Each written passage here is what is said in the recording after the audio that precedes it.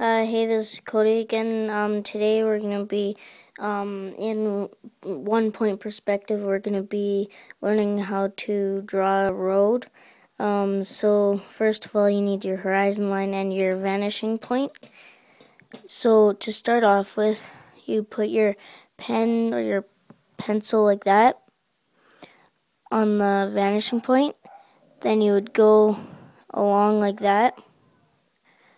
And then you do the same thing on the other side.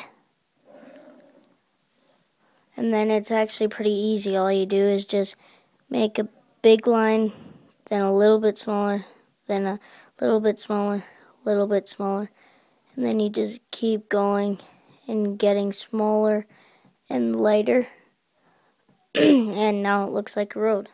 So that's our video for today. See you later. Bye.